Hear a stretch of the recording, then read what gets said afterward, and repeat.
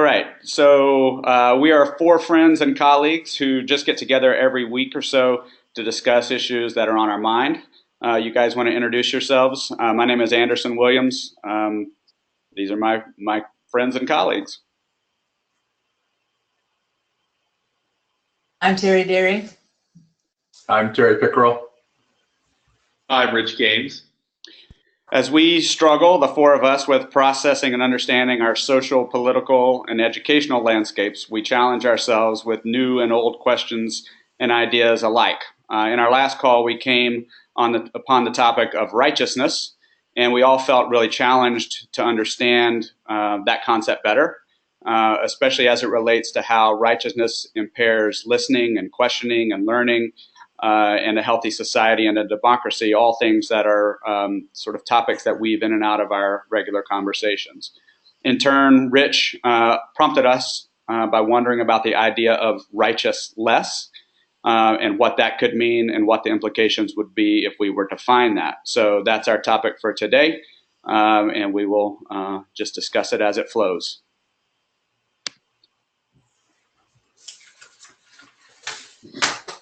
So since last week, I've thought about that word, and I've kept an eye out for the sort of word and writing around righteousness and the ways that we've talked about it as sort of impairing all of those things that we admire and value around being open to others and listening to others and working together. And at the same time, I've found, as I've just looked around where the word pops up, I also see it pop up in biblical sense of seeking righteousness. And so, as we've also talked about morals and the sort of realities of the moral discussions of our day, of the political landscape and so forth, I thought I would throw that challenge back out. As there's clearly a righteousness that is, in some interpretation, tied to the idea of seeking moral clarity, and yet we came upon it as, in a sense, a way of shutting down and taking a position. So I don't know if anyone has any thoughts on that. How do you see kind of distinction between the two, Anderson? Between sort of the religious notion and kind of, I know we all kind of listen to Jonathan Haidt's notion. How would you distinguish those? Yeah, it was interesting, and I just started looking at his work and his sort of distinction of being a lawyer or an attorney and taking a position and having that sort of that frame and that model of righteousness. To me, if I were to distinguish between the two, in a religious sense, I think the ideal of righteousness is an openness to a higher power that is perhaps finding some truth within you that's connected to that ideal through a religious view. And I think the notion of righteousness as the positional attorney side of a discussion is the imposition of something that is personal on others in some ways, and that in effect, for me, in my experience, reflects my relationship to religion with a capital R. The shift from this being a personal sense of connectedness and understanding of the world to my need to impose that on others. Yeah, so the religious, from that perspective, Anderson, is less about belief, perspective, point of view, or is that kind of what I hear you saying? It's less about what? Well, so when I think of righteousness, I connect it to a particular point of view or perspective that I'm righteous about, that I'm right about this point of view or perspective. And I go about, in terms of, the Haidt notion, I go about just gathering stuff up to continue to be the lawyer, to be able to prove my rightness about a belief or perspective. But I hear you saying that the religious notion of righteousness is different because of the connection to a higher being. Then so that's the distinction. Yeah, that's my best interpretation, right? So I don't subscribe to sort of the capital R religious, but I do subscribe to the spiritual and what I see as the underpinnings of a religious sort of value proposition, for lack of a better term. And so to me, based on your question, I hadn't really thought about it. The beauty for anyone who's watching this is the impromptu processing that comes from our questions of each other. But I think to me, it is perhaps a distinction between what I see as the value of being connected through a spiritual, small r, religious relationship to some greater sense of knowledge or truth, versus need to evangelize that truth or impose that truth on others who may come at it differently or who may have found their own truth that's different. And that's the hard part about this as it comes to the idea of morality. And if you take, what we saw in Virginia and the sort of notions of hate and so forth, where we come upon this place where morality seems so clear, and yet how it plays out is somehow still muddled. And I think to some degree that's how we got on this, like, how is that possibly muddled, and how does righteousness, everyone on all sides of all of this feels really righteous right now. And it's not doing anybody any good in terms of really processing through where we are as a country, as a world, and so forth. But you had opened it up last week, Rich, talking about the need for finding the common ground and how do you get to that common space if you're staying in your righteous world. So what I've been playing around with in my head this week is the notion of righteousness around the common ground itself, rather than righteousness about the sides that stay in the periphery of the common ground. But how can you bring a righteousness about that notion of coming together and finding common ground and finding what are the needs that we all share, and how do we collectively work to address those needs so the world is a collectively better place? And is there a righteousness there that is separate from the moral space and the judgment space, but is about the common needs and the common good? And it gets muddy. Yeah, that sounds really good, right? Until you start to really break that down. But so I'm just trying to figure out that realm of, because there is judgment, and yet you have to pull back from the judgment if you're going to be able to connect with other people. Right. In your own world, it's like the Beatles song, "The Inner Light." If you stay in your own world, you can't see the ways of the world beyond yourself. And so you have to be able to break free of that judgment on some level. Yeah. And the other word that came to my mind, and I think to play off of that, is the idea of conviction, right? And the line between being convicted about something. So as I think about playing back, Terry, what you were saying about the collective, I'm very convicted about the sense of society and being open to others and sharing power with others and so forth. And I have very strong convictions about that. That is sort of part of how I see my own identity. It's how I see it's deeply, deeply rooted, right? And at what point and through what mechanisms does that translate into righteousness about right. it? And I don't know. I try to be mindful of it, but if I knew, I could probably be better about not becoming righteous about it. Yeah. I think Terry, you kind of pushing us on thinking about what could be the ground rules or the ways within a democratic society to figure out the common good, right?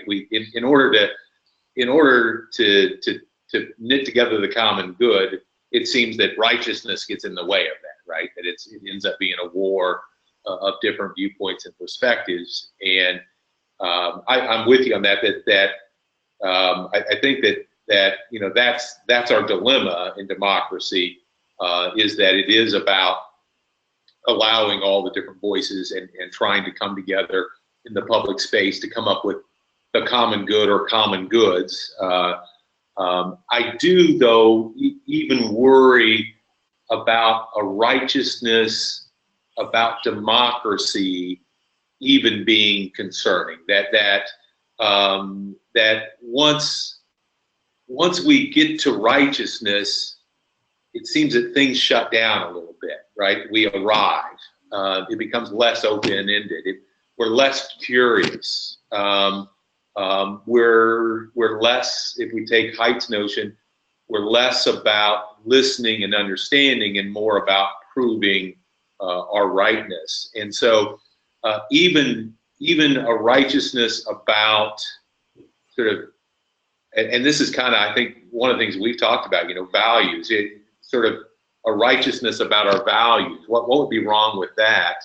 And I even worry about that, right? That we can get stuck even in good things and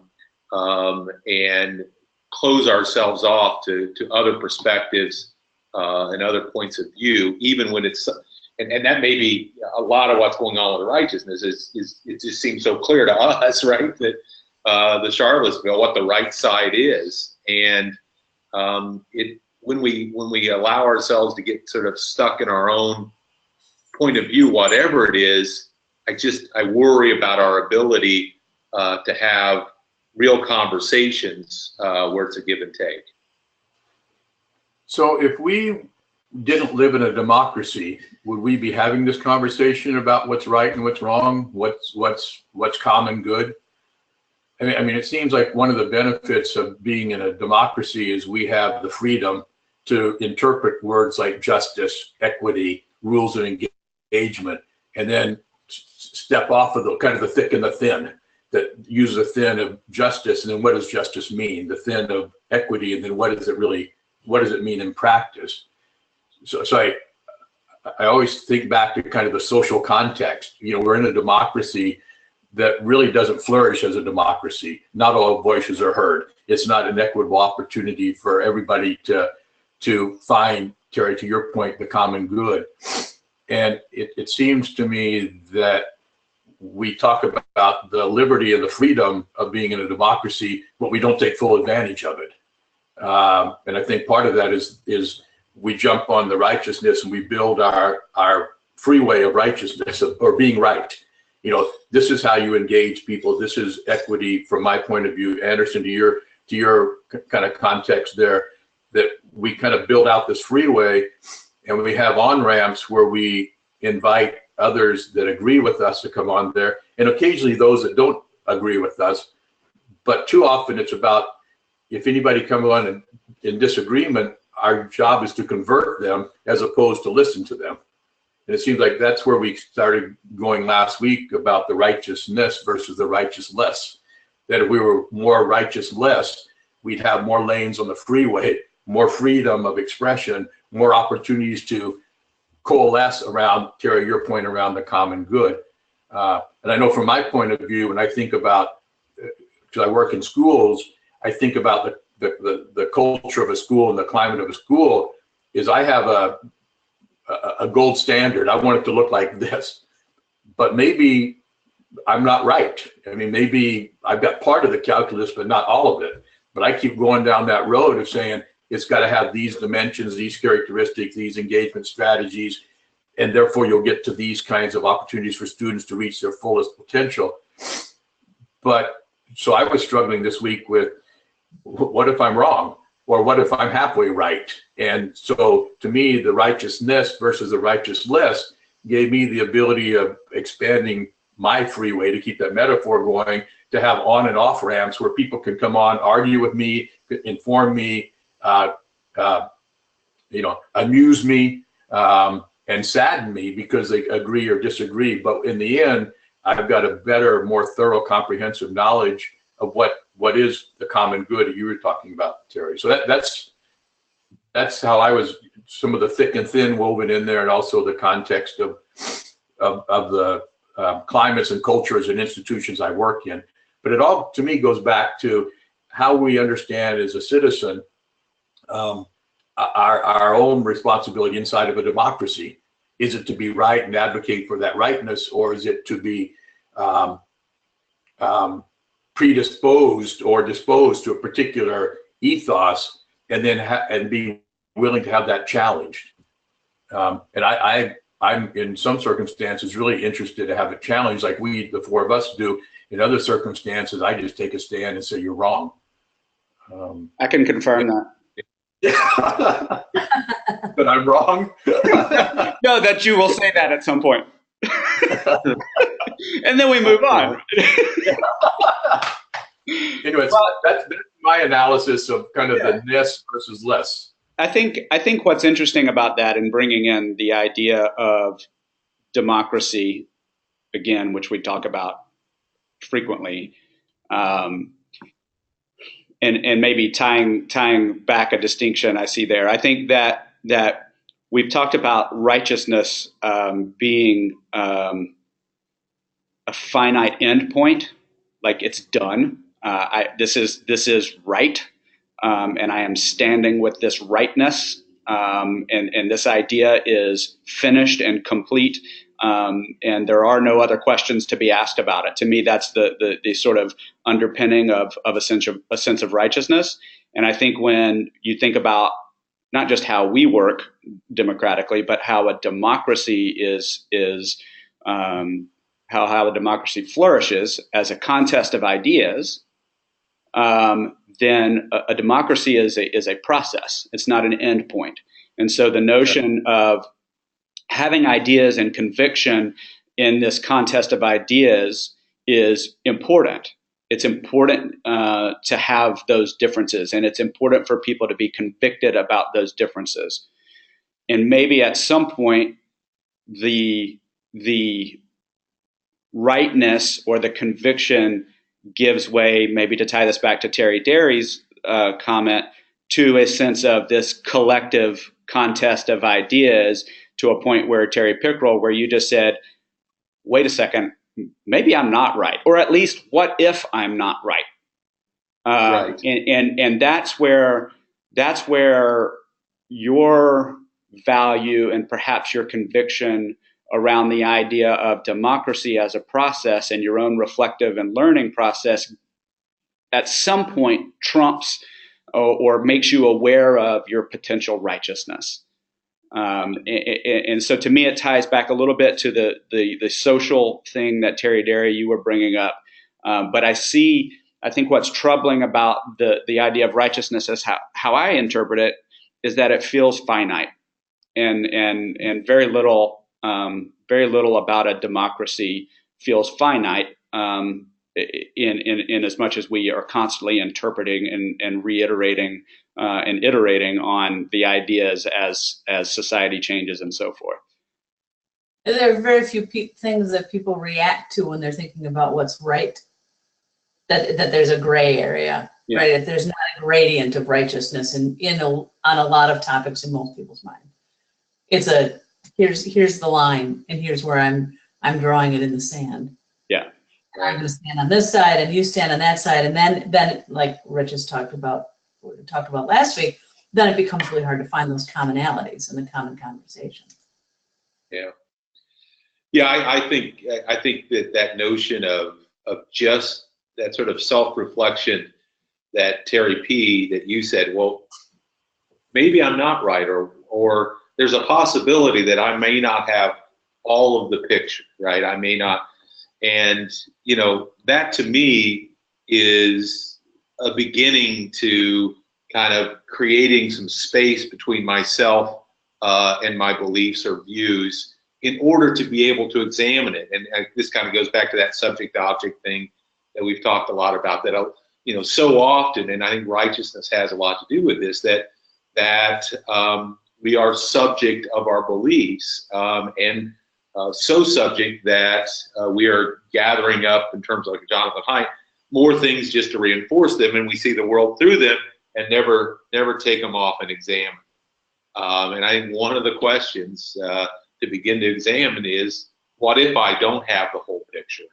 And if you take Jonathan Haidt again, he basically says none of us can have the whole picture because of these moral matrices that we all have, right? That make us subject to our beliefs, and it's so easy for us to see the deficiencies of those who we disagree with, and it's so easy for them to see ours, but we can't see them because we're not even willing to ask the question that Terry P. asked, which is, what if I don't have the whole picture? What if I am not as right as what I take myself to be?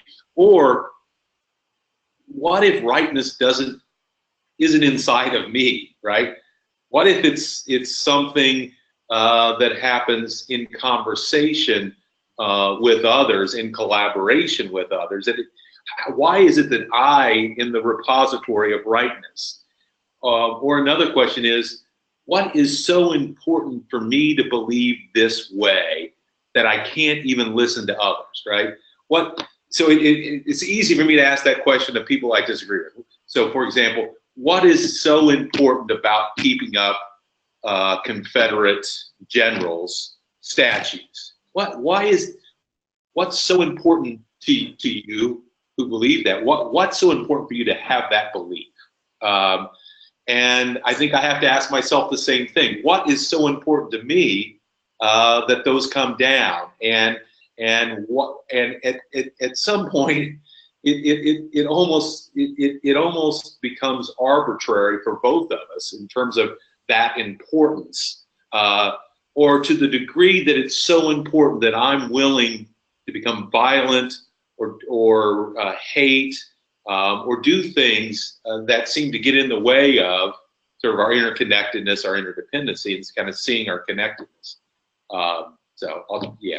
Well, and it's an interesting thing to think about that push and pull. I think we also see that push and pull as something that's like in the present, and about you and that other person you're talking to about that particular topic. When going back to the notion of democracy and this experiment and this contest of ideas, we're a generation, 2 generations from when those were constructed for the Jim Crow South to remind people of color what the rule of the Jim Crow South really was, and to some degree remains in many cases. That they were not historic monuments. They were monuments to ideals of the present of that time, which was not as long ago as the Civil War. It was, an era when my parents were coming up, and the civil rights movement, sort of was spinning out of. So I think the other part of that that comes to mind is just thinking in terms of context and longitude of this contest of ideas, that we're in historic terms, in terms of a nation built on democracy. We're not that far removed from when they were erected, and now some of them are coming down. And right. So just the idea of timeline for these discussions and these iterations of thinking, I think it just came to mind as you were talking as well. No, I hear you completely. It's so, and within that context of, kind of making the case about what these, if we want to kind of take this example, what these statues, what their true purpose was, right? And they were, as you said, Anderson, much more associated with Jim Crow, and then in terms of commemorating,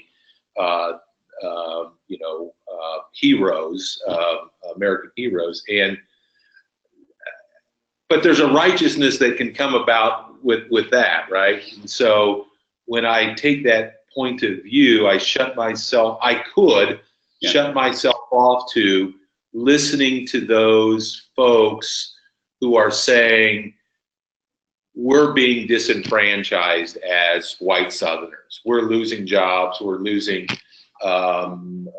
we're losing the American dream. Things aren't as good for my kids as they were for me, and I can't imagine them getting better. There's real stress and strain, and I feel as though I've given up a lot, right?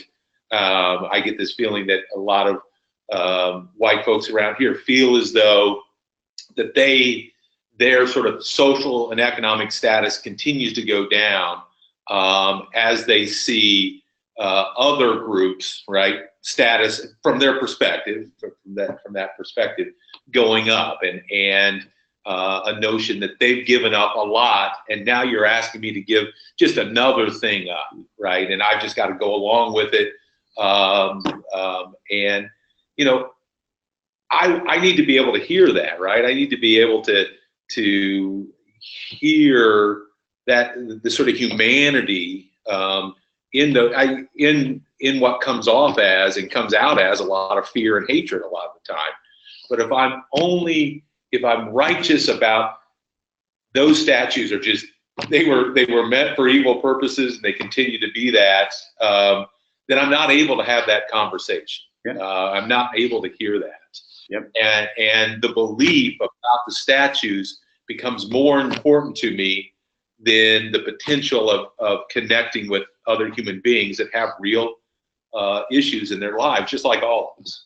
Well, and with that line of thinking, to what extent the more marginalized you feel, and the more fearful you feel, the tighter you have to hold on to, regardless, not just of this example, but any marginalized community, how much tighter do you hold on to those truths and transform that into righteousness, the more marginalized you get. And arguably, I would say the more privileged and removed you get, the more hardened you. I think it happens on either end of the spectrum. Yeah, I think it's in some ways relative, right? So that in some sense, you know, there's a relative outrage given the place that let's say white men like me feel like they've occupied within our society, right? And they're feeling like they're losing ground, right?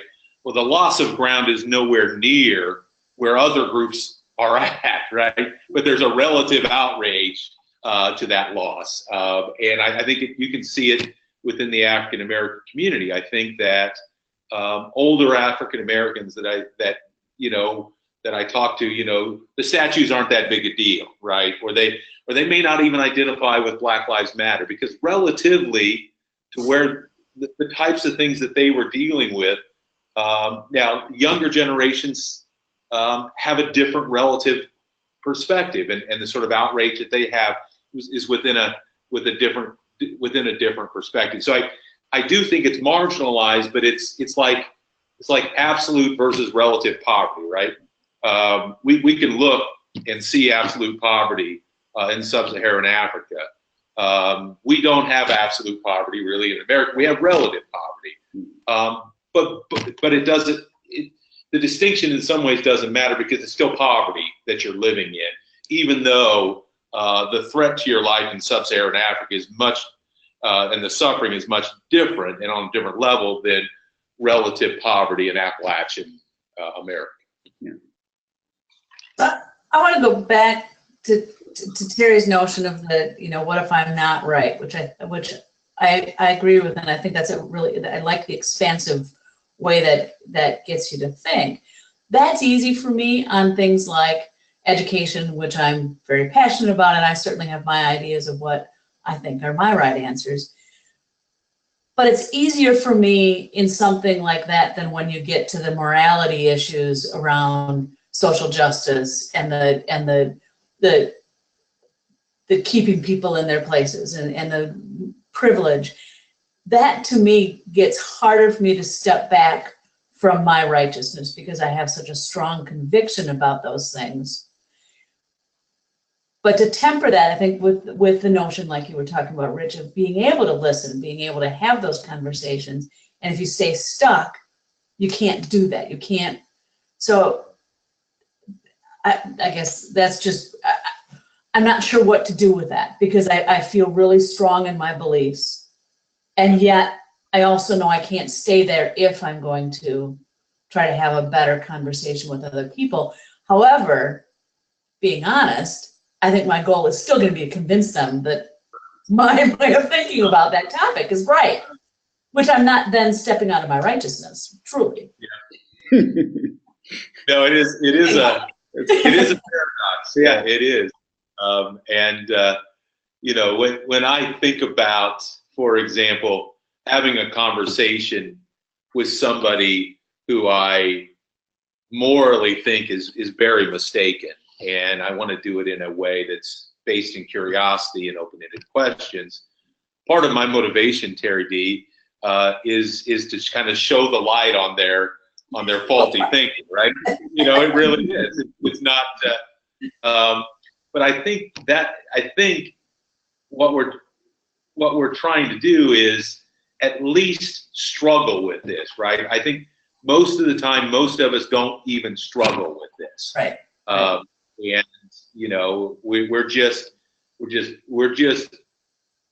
to the choir. We're making the case for our team over and over and over again, and we're really not having conversations, democratic conversations, in a way that is open-ended, that's curious, that is not just about me articulating my perspective and why it's right. Yeah, Terry P., it reminds me of the way we pull, you know, it seems to surface and resurface this whole idea of comfort, risk, and danger. To me, listening to Rich, the righteousness, maybe we seek it because it feels comfortable. And so the idea, even introducing the word of struggle, comes back to the notion of risk as it relates to learning, as it relates to you know, sort of all of these things, a process of democracy and so forth.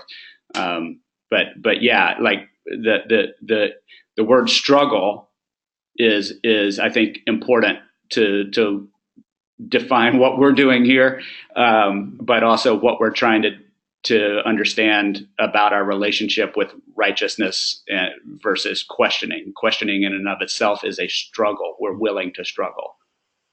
Yeah, well, Nadine Cruz said that you define yourself by what you're struggling for and what you're struggling against.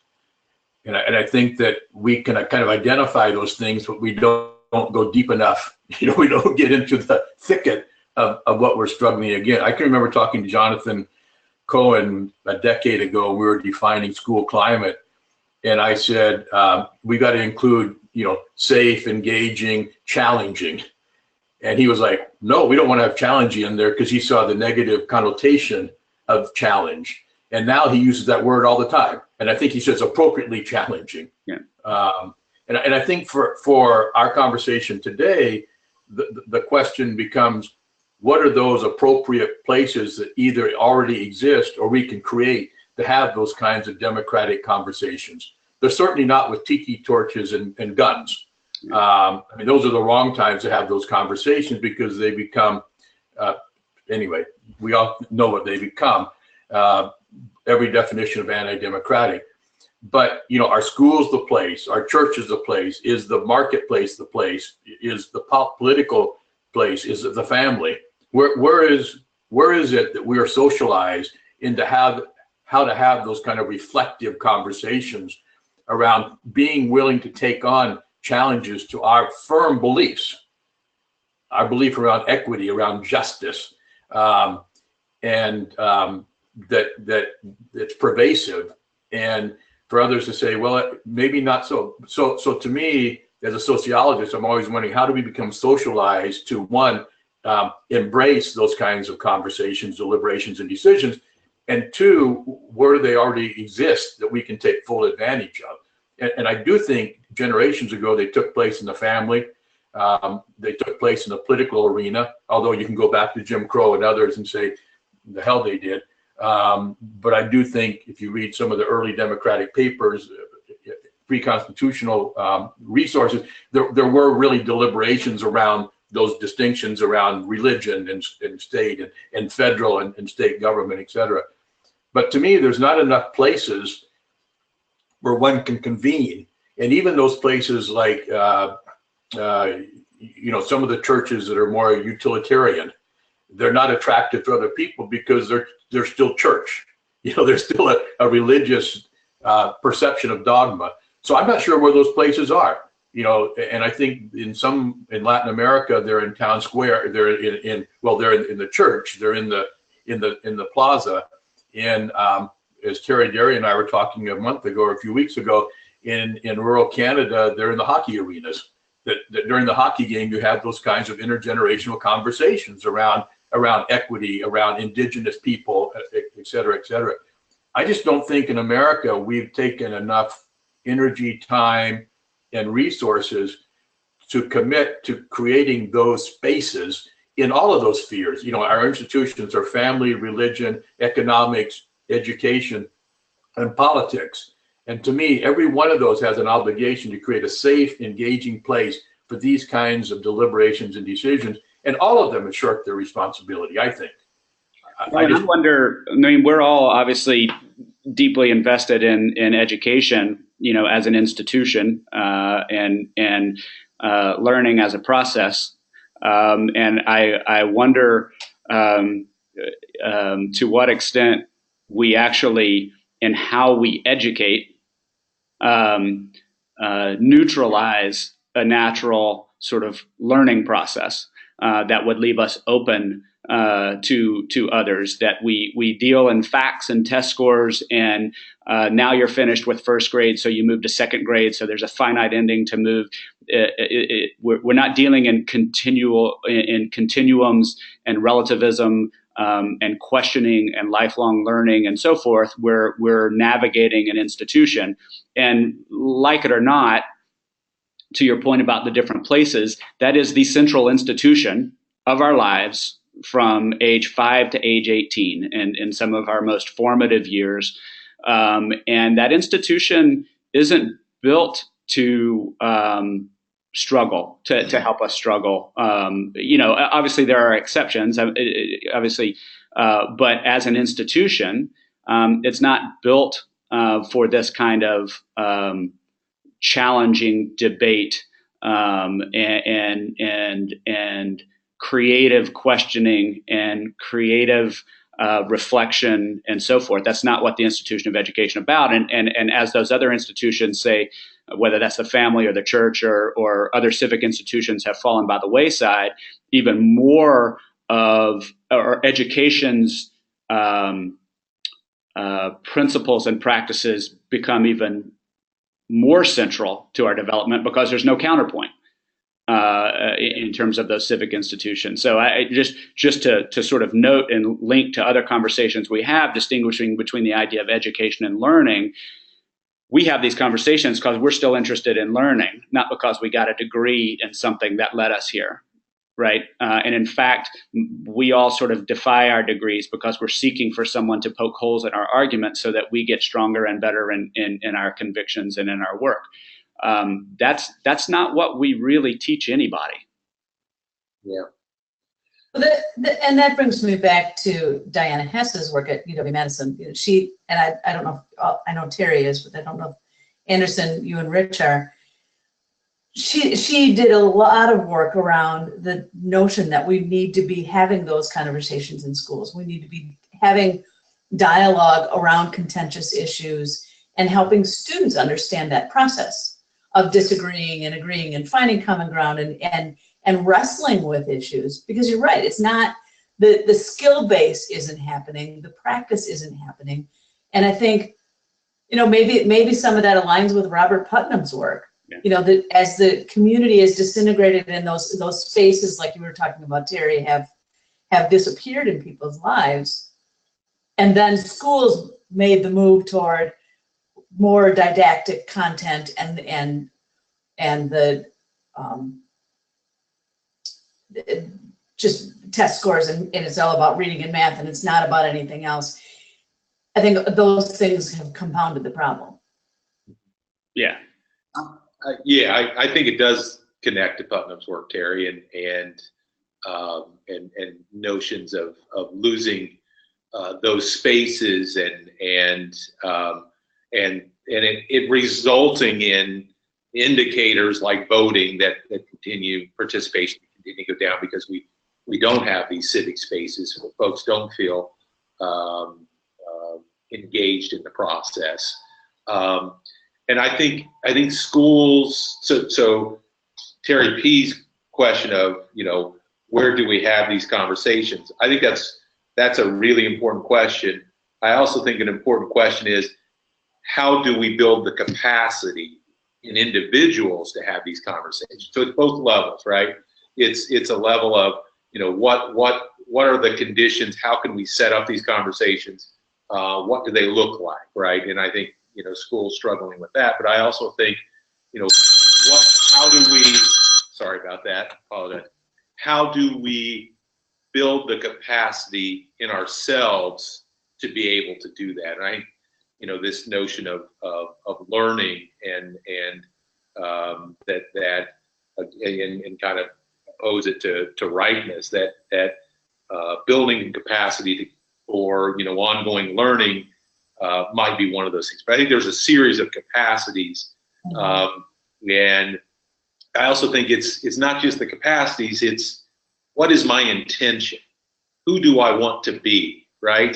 In any given situation, do I want to honor my value of righteousness, or do I want to honor other values in who I am, like collaboration, democratic participation, and so curiosity, and so I think it's and what is my intention in trying to facilitate a conversation? Is it just so that I can show that you're wrong by asking you questions, or is it an actual collaborative exploration?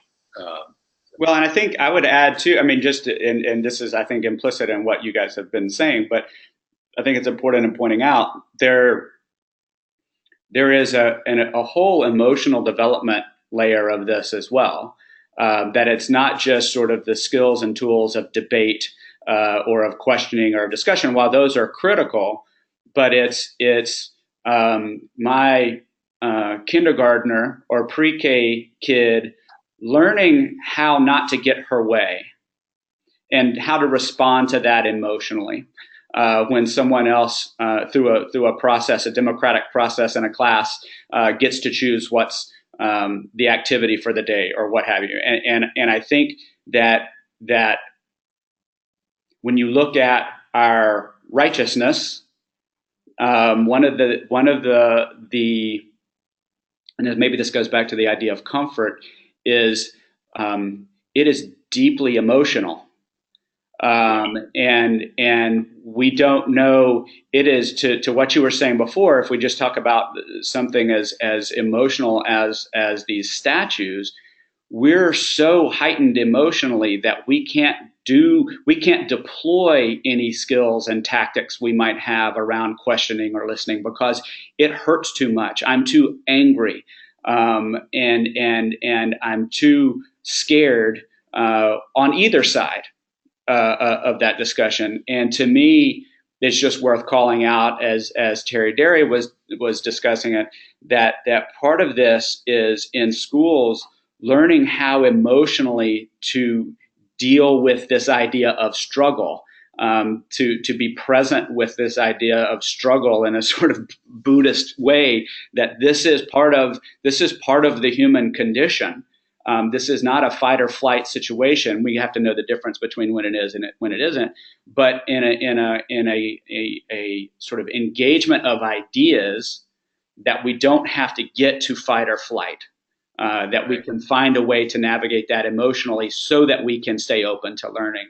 And I do think, just listening to you guys, that it's that emotional state right now that maybe ties to the righteousness that really shuts things down. We can't talk about that right now. I can't be wrong right now. I can't be open to that right now. And it makes sense.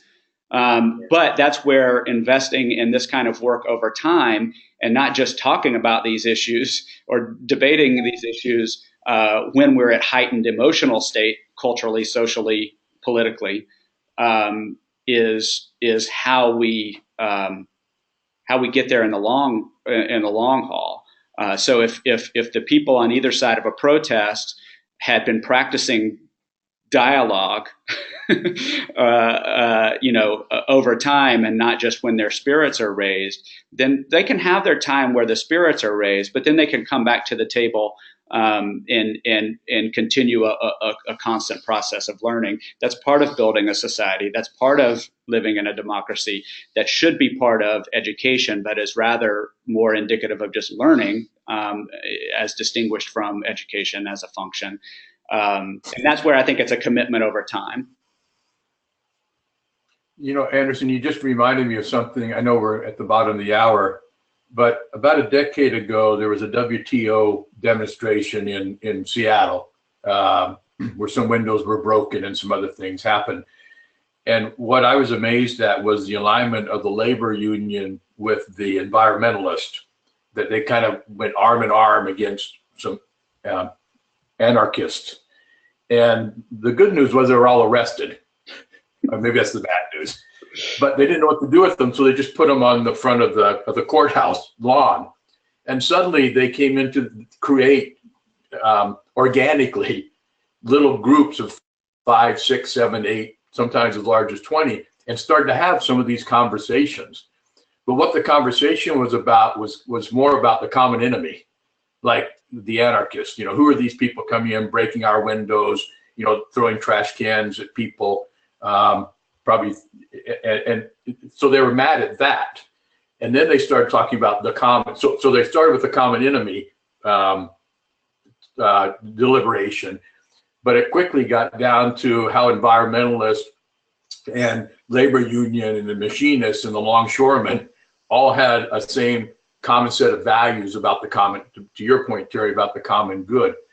But it's one of those things where I'm not sure there was a leader in that. It just happened.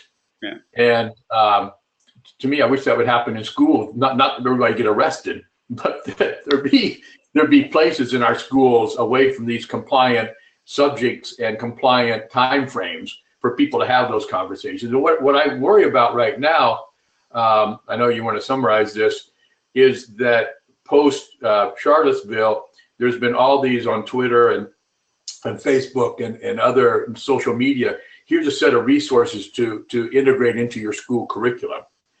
And the thing is, it's kind of a thick orientation as opposed to a thin one. It's like, let's talk about statues as opposed to let's talk about social justice and intergenerational experiences. And so again, it's not going to stick. It's going to, it's going to be a topic of the day or the week. It's like Martin Luther King Day or Black Tuesday or whatever it is, to celebrate something for a short period of time, but not totally sustain it and integrate it into the. And so to me, it's kind of like if Diana Hess had her way, the schools would always be talking about these contentious issues and not wait for them to be media driven, but wait for them to be, like with Charlie in your case, about bugs. Who's taking care of the bugs on the ceiling or on the roof, and other issues of fairness and equity, because that gets integrated into their gestalt, their emotions, so that they help to guide that. So when they're in middle school, they're coming up with the topics, not the teacher. The teacher is expert at what Rich, you were talking about, facilitating learning, as opposed to expert in math. So they're teaching young people how to develop as opposed to teaching math. I think we need. And that's how you grow the skill. That's how you get create the space for it, the expectation for it, and it becomes integral to the school climate. That it's part of how education is done, which completely it changes the conversation and it changes the pattern of growth, so that we are grooming true democratic citizens as they're growing up and gaining more skill. And citizens are amateurs, not experts, right? And that's part of lessening our righteousness is doing it for the love of it, right? And not always being more facilitative and more. I do want to say, Anderson, I think the emotional piece is really important and trying to help particularly young people, but also adults, right, be less reactive and more mindful. And I think I'm with you. I think Buddhism provides some nice ways to go about doing that. The other thing that I do want to just point to on righteousness around Buddhism is this notion that that it is actually beliefs, points of view, ideology that are abstractions that separate us from one another, right? That actually obscure the fact, from a Buddhist perspective, that we are all interconnected and interdependent, right? And those that's the main way we separate ourselves from one another, and we do it we get so bought into those ways of are stuck in our ways of seeing the world that we lose our ability to see our interconnection and our humanity with one another. Yeah. So I think to wrap up, like we wrap up anything, to put a comma on this, or I think maybe the next discussion. I love the thought citizens are amateurs, not experts, right? As it relates to how we understand our role and our personal development in a democratic society, in a capitalist economy, and so forth, and things that we've also talked about before. So maybe we pitch that for the next discussion, unless we come up with something different between now and then. So I'm gonna wrap it up and click to stop recording now, and then we can keep talking if we need to.